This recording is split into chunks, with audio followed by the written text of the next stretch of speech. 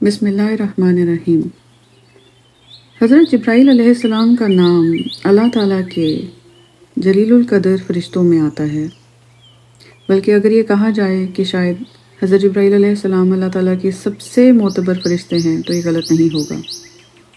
اللہ تعالیٰ نے اپنے اہم ترین معاملات حضرت جبرائیل علیہ السلام کے تھرو ہم تک پہنچائے، جیسا کہ وحی اور اللہ تعالیٰ کے جتنے بھی پیغامات تھے، اہم پیغامات، جب بھی اللہ تعالیٰ نے انسان کے ساتھ کمیونیکیٹ کیا، اس میں ہم نے دیکھا کہ حضرت جبرائیل علیہ السلام ہر مرتبہ ہمیں پرومیننٹ نظر آئے۔ قرآن پاک میں اللہ تعالیٰ نے حضرت جبرائیل علیہ السلام کے حق میں کچھ آیات بھی نازل کی ہیں، جن سے ہمیں پتہ لگتا ہے کہ حضرت جبرائیل علیہ السلام اللہ تعالیٰ کو کتنے پسند ہیں۔ ان آیات کے ذریعے ہمیں اور بھی زیادہ اندازہ ہوتا ہے کہ حضرت جبرائیل علیہ السلام کی شان کتنی بلند ہے۔ پھر ہم یہ بھی دیکھتے ہیں کہ سورہ مریم میں اللہ تعالیٰ فرماتے ہیں کہ حضرت جبرائیل علیہ السلام روح لے کر آئے تھے حضرت عیسیٰ کی، جو کہ انہوں نے اللہ کے اذن سے حضرت مریم میں پھونکی تھی۔ ان باتوں کو زیر نظر رکھتے ہوئے اگر ہم ایک اور چیز کو اسٹڈی کریں for the purpose of clarity, جس سے کسی بھی لحاظ سے، کسی بھی اینگل سے حضرت جبرائیل علیہ السلام کی شان میں کمی واقع نہیں ہوتی، بلکہ for the sake of clarity ہم ایک چیز کو اسٹڈی کریں گے کہ حضرت جبرائیل علیہ السلام نے ایک مرتبہ اللہ تعالیٰ سے اجازت مانگی۔ کچھ جگہوں پر لکھا ہے کہ وہ اللہ تعالیٰ کے عرش کو دیکھنا چاہتے تھے، اور ایک جگہ لکھا ہے کہ وہ جنت ماوا کو دیکھنا چاہتے تھے۔ اللہ تعالیٰ نے ان کے پر بڑھا دیے، ان کی اسٹرینتھ بڑھا دی، اور اس کے باوجود جب حضرت جبرائیل علیہ السلام نے ٹریول کیا، کئی سو یا غالباً کئی ہزار سال ٹریول کیا، تو وہ اس کا 10% بھی نہیں دیکھ پائے اور تھک کے گو اپ کر دیا۔ اسی طرح ایک اور مرتبہ ہم دیکھتے ہیں کہ معراج شریف کے موقع پر جب رسول پاک صلی اللہ علیہ وآلہ وسلم کو اکمپنی کر کے حضرت جبرائیل علیہ السلام 7ویں آسمان پر پہنچے، تو وہ ایک اسپیسیفک مقام سے آگے نہیں جا سکے، ان کو وہاں پر روک دیا گیا۔ جب ہم ان دونوں باتوں کو زیر غور رکھتے ہیں تو ہمیں اندازہ ہوتا ہے کہ یہ وہی فرشتے ہیں جو روح کو لے کے ٹریول کرتے ہیں، اور ہم یہ بھی دیکھتے ہیں کہ روح جب بچہ ماں کے پیٹ میں 3 مہینے کا ہوتا ہے، 3 سے 4 مہینے کے درمیان بچے میں روح ڈالی جاتی ہے، اور وہ بھی فرشتے اللہ کے اذن سے بچے میں ڈالتے ہیں۔ اسی طرح ہم دیکھتے ہیں کہ جب موت واقع ہوتی ہے تو فرشتے روح کو انسان کے اندر سے، اس کے جسم سے کھینچ لیتے ہیں۔ اب یہ باتیں کیوں ہمیں ذہن میں رکھنی ہیں؟ اس لیے کہ اکثر لوگ ظن کا استعمال کرتے ہیں، جو کہ اللہ تعالیٰ نے قرآن پاک میں ہمیں بتایا ہے کہ اکثر لوگ صرف ظن یعنی گمان کو فالو کرتے ہیں، اور ایسی باتیں کہہ جاتے ہیں اللہ کے بارے میں، اللہ تعالیٰ سے ایسی باتیں منسوب کر جاتے ہیں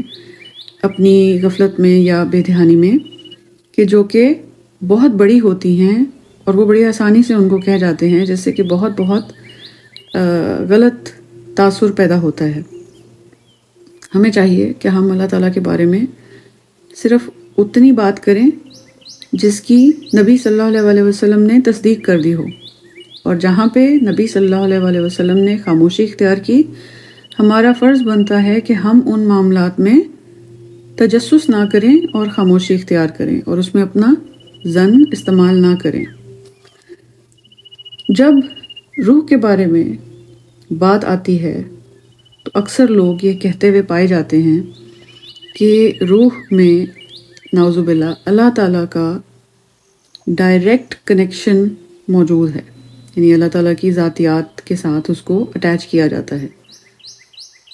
روح کا اگر اللہ تعالیٰ کی ذات سے نعوذ باللہ کوئی تعلق ہوتا تو کیا ایک فرشتہ جو اللہ تعالیٰ کی عرش کا 10%، 10% نہیں دیکھ پایا، ایک اتنا جلیل القدر، اتنا معتبر فرشتہ، وہ اللہ کے عرش کا 10% یا جنت الماوا کا 10% نہیں ایکسپلور کر پائے وہ، اور وہ ایک خاص مقام تک جا کے سدرۃ المنتہا پہ جا کے وہ اس سے آگے نہیں سٹیپ کر پائے، تو کیا وہ نعوذ باللہ جس طرح سے روز بچے پیدا ہوتے ہیں وہ ایک فٹ بال کی طرح، کیا وہ روح کو لے کے آ رہے ہیں، جا رہے ہیں، اور جن کی موت واقعہ ہو رہی ہے تو فرشتے ان کی روح کو نکال رہے ہیں اور لے کے جا رہے ہیں، اور کیا یہ ایسا ممکن ہے کہ وہ اللہ کی ذات کا اگر کوئی کنیکشن ہوتا روح کے ساتھ تو وہ اس کا اتنا فریلی لے کے وہ آ رہے ہوتے، جا رہے ہوتے، اور پھر رہے ہوتے اور گھوم رہے ہوتے؟ یہ ایک اتنی غیر ضروری بدگمانی ہے جو ہم نعوذ باللہ، یا ایک غلط استعمال ہے اپنے گمان کا جو ہم کر جاتے ہیں، اور اللہ کے ساتھ ایسی باتیں منسوخ کر جاتے ہیں جن کا ہمیں کوئی ایک تو فائدہ بھی نہیں ہے، نقصان بہت زیادہ ہو سکتا ہے، اور اس کا کوئی ثبوت کہیں سے نہیں ملتا۔ اگر اللہ تعالیٰ نے قرآن پاک میں روح کو خود سے منسوب کیا ہے تو اللہ تعالیٰ نے تو قرآن میں یہ بھی کہا ہے کہ اللہ تعالیٰ کے ہاتھ ہیں، یا اللہ تعالیٰ نے اور باتیں بھی اپنے سے منسوب کی ہیں جو کہ ہمیں سمجھانے کی خاطر کی ہیں، اور ہمیں ان کی گہرائی میں جانے کے لیے اور تجسس میں پڑھنے کے لیے اس سے یعنی اعتراض کرنا چاہیے۔ ہمیں چاہیے کہ ہم اتنا حد تک علم حاصل کریں جتنا نبی صلی اللہ علیہ وسلم نے دے دیا، اور جن باتوں سے روک کے رکھا گیا، جن باتوں کو نہیں کلیئر کیا گیا، جن کا ہمارے آخرت کی یعنی جنت کے حصول یا جہنم سے بچنے کے اندر اس کا کوئی تعلق نہیں ہے، تو ان چیزوں سے ہمیں بچنا چاہیے۔ یہ بات بھی اسی چیز میں آتی ہے کہ جب ہمیں نہیں بتایا گیا، نبی صلی اللہ علیہ وسلم نے روح کے بارے میں ہمیں کوئی ایسی بات نہیں بتائی کہ اس کا اللہ تعالیٰ سے ڈائریکٹ کنیکشن ہے، تو ہمیں اس کا اللہ کے ساتھ ڈائریکٹ کنیکشن بنانے کی کوئی ضرورت نہیں ہے، کیونکہ یہ بات شرک کے اندر آ سکتی ہے اور یہ ہمیں بالکل تباہ و برباد کر سکتی ہے، تو یہ ایک چھوٹی بات نہیں ہے۔ تو اسی لیے جب بھی دین کی کوئی بات کریں اس کو اچھی طرح سے تھورولی انویسٹیگیٹ کر لینا چاہیے، اس کی تسلی کر لینی چاہیے کہ ایک طرف تو فرشتے ہیں جو روزانہ کتنے بچے پیدا ہوتے ہیں، ان کے اندر فرشتے اللہ کی اذن سے آ کے روح پھونکتے ہیں، اور اسی طرح کتنے لوگ مرتے ہیں تو فرشتے آ کے ان کی روح کھینچتے ہیں، تو اس طرح ممکن ہی نہیں ہے کہ ان میں اللہ کا ڈائریکٹ کوئی کنیکشن ہو روح کے ساتھ۔ تو اللہ کرے کہ آپ کو بھی بات سمجھ آ جائے، اور اللہ کرے کہ مجھے بھی اللہ تعالیٰ اس بات سے ہمیشہ بچا کے رکھیں کہ ہم کوئی ایسی جاہلانہ بات کریں کہ جس کی کوئی سند موجود نہ ہو، اور جس کا کوئی کسی قسم کا ذکر نبی پاک صلی اللہ علیہ وسلم نے ہمارے سے نہ کیا ہو۔